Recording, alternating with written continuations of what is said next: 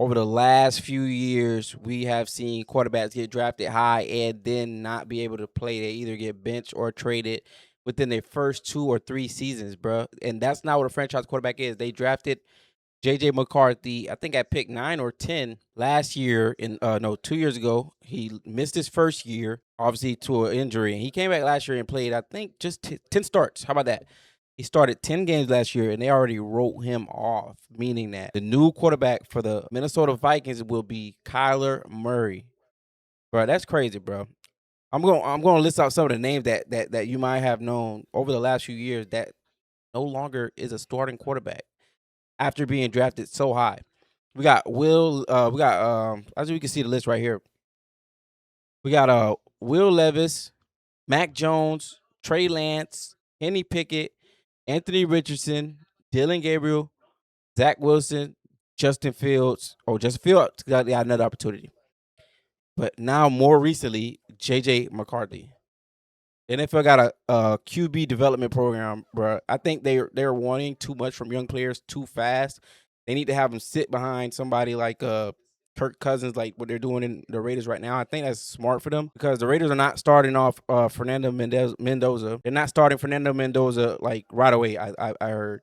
I heard they're gonna have him play, learn behind veteran quarterback Kirk Cousins, just like Michael Penix did. But Michael Penix spot might get took by Tua now. So like it's like a cycle that I guess these NFL GMs are not understanding, bruh. But yes, today Kyler Murray was announced to be the starting quarterback. I think it's probably, I mean, of the unknown quarterbacks who's going to start for those teams, this is probably the first one that has been announced. Like we still have Deshaun Watson and Shedeur Sanders still unknown, and I think a few more, Tua and Penix. We don't know who's starting over there, but yeah, this has shocked most people because he only had 10 starts. We could say they didn't give him a chance. That's half a season, damn near. They didn't give him a chance after being injured one year, came back and struggled last year. Obviously, I think they're trying to maximize the time that they got with Jettas, which is smart. But JJ McCarthy won a championship in 2000, I believe, 24 or 23, and now he's about to sit behind. And it's hard to be a quarterback and to be a backup and come back and start again. That's tough. Because now he has. I know that's his teammate, but he has to prey on the downfall of Kyler Murray, who is known was same thing. They gave him time in Arizona though. He played a lot of time in Arizona. Obviously, number one pick coming out of coming out of Oklahoma. They gave him a lot of time in Arizona. I mean, yes, he uplifted him, but then he died down again. Now we pair him with Jettas and see how that's gonna be.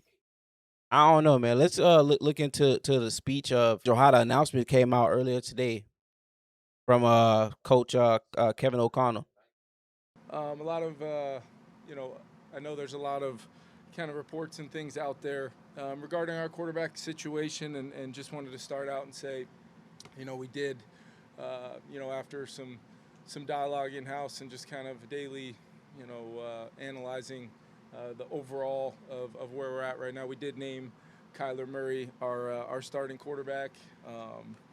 From the outset of the offseason. If y'all know Kevin O'Connell, they call him the quarterback guru. They call him. I mean, he has molded quarterbacks.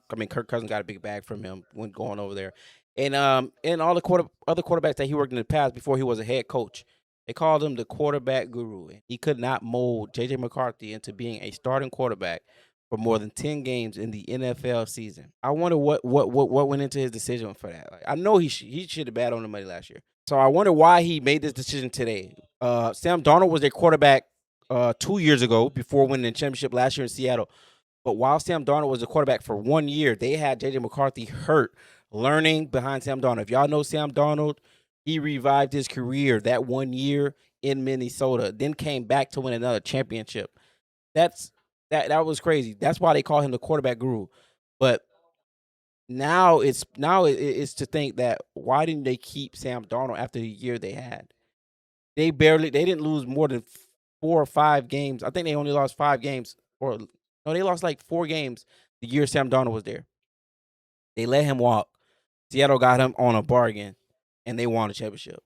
So that tells me, I mean, yeah, he's the quarterback guru, but I mean, this turnover ratio that's going on with the quarterbacks right now, it's getting out of hand, man. It is.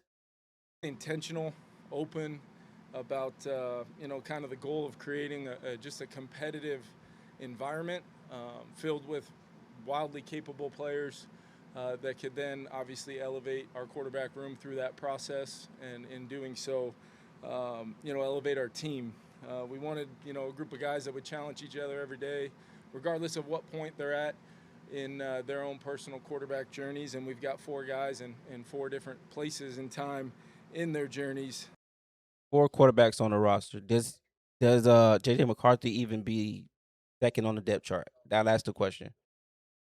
I mean, I get were those the only 2? There's probably only 2 in the race, so he might be the backup. But I got to see who's behind him.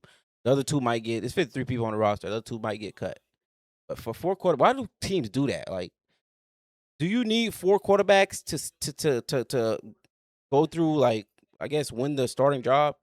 Like, you don't need to see 4 quarterbacks go at it. You need 2 at most, and just keep the 2 on your roster because you need a backup. Having 3, 5, and just like the Cleveland Browns did a few years ago with Dylan Gabriel, Flacco, Shedeur, and forgot Kenny Pickett that year. Like, that's too much quarterbacks in one room, man. None of them are going to get a chance to show what they have. But for JJ McCarthy, I think it's a sad outing because, like, he basically didn't get a chance. Knowing that the competition and really the daily competition, the meeting room, the walkthroughs, the practices would help continue to press things forward and upward and onward. I'm really proud of how Kyler and JJ went about their business. They've been great teammates. The quarterback room is an important place, and I think it's been one of which there's been a lot of high-level ball, great dialogue amongst all the players with Josh and Jordan and myself. When they're in there, they embrace the competition, and ultimately, I do think there's been improvement. I think there's been guys really with positive feelings towards their own individual outlook on things, as well as our team's confidence in the position. Oh, that was that, man. But yeah, now do y'all think him and Jetta's connection is gonna be? It's gonna take them to where they was when Sam Darnold. I think he have a better year than JJ McCarthy did, but I just don't think you give up like that. That hurts his confidence. Like, now for him to be, I don't know, he could be like that could kill a quarterback. Taking the starting job away from the quarterback that only played 10 starts, that can kill a quarterback. But I think him and Jetta do well next year. I think they do very well, actually. But let's look at this. This is what he said, like, when he first got there. So this could have might have played a part in it. Like, he was complaining about, I mean, not complaining, but basically being behind, because obviously he wasn't there last year. He had to learn a whole new offense. And if they want him to start, they should basically give him more reps. So, like, he already had number 1 in his mindset from the jump. That's why when he got released, he and Minnesota both wanted each other. It was like a marriage at first sight when they released him. Because it wasn't like, oh, he was struggling to get a job. No. Soon as he got released, he got picked up by them. So that probably told JJ something, man. That hurts a young quarterback confidence. I think the toughest part is, again, I was there for 7 years. I know I had 2 different, offensive systems, but at the same time, you're getting all those reps. Now having to split reps, it's me already being behind, not getting the amount of reps that you would typically want a guy to get learning an offense. That's probably the toughest part. Just again going back to the past, being in control of everything, understanding what we were already doing because I was comfortable within the system. Now coming into the new system, learning on the fly, trying to play fast, efficient, and let it loose while learning is that's the toughest part. Yeah, so early on, this is right when he got here. He was saying, like, yeah, I know I've been the starter for 7 seasons, but he's always been the number 1 guy, but having to split reps with another guy is going to delay his progression in learning the team system. So now that they made the decision 3 weeks before the first game of the season, this might work in favor because now they got a lot of time. I mean, obviously he's been there the whole summer, but now it will be him going with the number 1s, going with Addison and JJ Jettas. Yep. Yeah, man. I want to know. I don't know the outlook on the season. I want to see the outlook on the season. I think they go positive. I think they have a better season than last year, for sure. Now on Shedeur part, I'm hearing news that he might get traded as well, and the fact that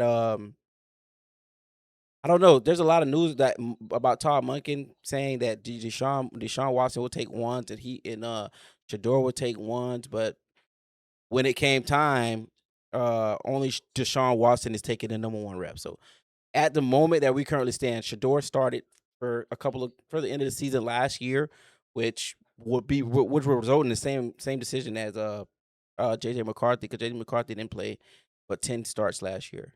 Shedeur Sanders is on the verge of losing his starting position too, but to Deshaun Watson, and it may be due to the contract. I mean, Deshaun Watson get paid $200 million, so to have that kind of guy that's healthy on your bench, it would be a kind of crazy sight. So I think they probably might start Shot Watson over Shedeur Sanders, which in fact would be the same thing, but Shedeur was the 5th round pick and JJ was the 1st round pick. So there's a difference there. Got somebody that you paid the biggest contract in the NFL history at one point, and somebody was a 5th rounder. So to take it away, it won't look as crazy as JJ, but it will, because Deshaun was on the bench last year watching his team play. But yeah, let's see what Unc them say about it, man. I think they're kind of getting angry at like who's getting first. Like people, the NFL has never been honest. Like it's always a up in the air until 1 or 2 weeks before the actual season. So I guess it's a fight until then. But really, realistically, the world knows who will start. Like if you're paying a quarterback $50 million a year on a $250 million for 5-year contract, or $200 million 4-year contract, 250 or 230, I don't care. Whatever. That contract is kind of crazy. So like we all know Deshaun Watson will probably get started now. Had been rotating first-team reps on the day when Shedeur was scheduled to practice with the starting offense. Deshaun took every rep with the number 1 unit. See, the coach said Shedeur was supposed to take the starting unit for that practice, like work with the ones, and they ended up switching it last minute, which they told reporters that hey, Shedeur will, because obviously that's gonna make noise and blah blah blah, but switched it last minute and made Deshaun Watson take number 1 reps. Like, yeah, man, they're not letting these young QBs develop, man. Like that's why the turnover is crazy. It's gonna always be crazy until they let like everybody can't be Jaden Daniels. Jaden Daniels came in and killed. Everybody can't be, I guess, Caleb Williams. Caleb Williams, at his 2nd year, he played well. Can't just get them out of college and expect them to be what they was in college. That's just not how life goes. So Shedeur split the remaining reps with Dylan Gabriel. In fact, Todd Monken just said minutes before practice, Deshaun might end up with 7-on-7, but Shedeur would take the majority of the reps with the ones. That did not happen.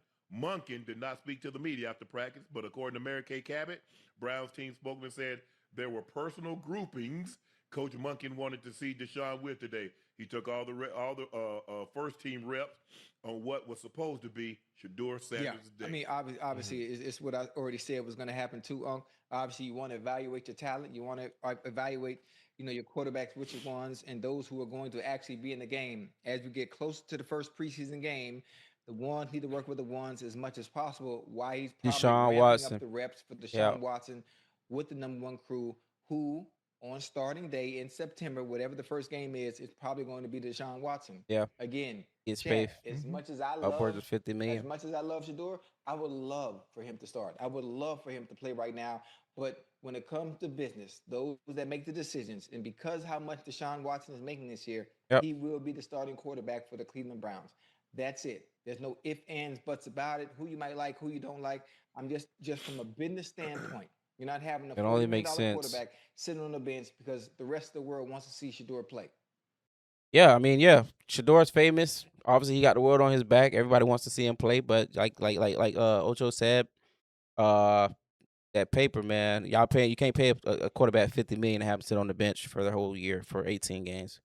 It's just not gonna happen unless he's injured, and that's what he has been the past couple of years. So like, Deshaun Watson in Houston was good, but Deshaun Watson in Cleveland, I mean, back-to-back catastrophic injuries is like he never got his legs under him. He got the biggest contract in the world and never got his legs under him. Always went out hurt. So yeah, man, I think the NFL got a problem, and y'all comment below on how they can fix that. Like, how can they fix that problem? How can they start helping and developing these quarterbacks before getting them in the high drive pick, and then getting them out the lead real soon. If you guys like this video, man, comment below, like, and subscribe, obviously.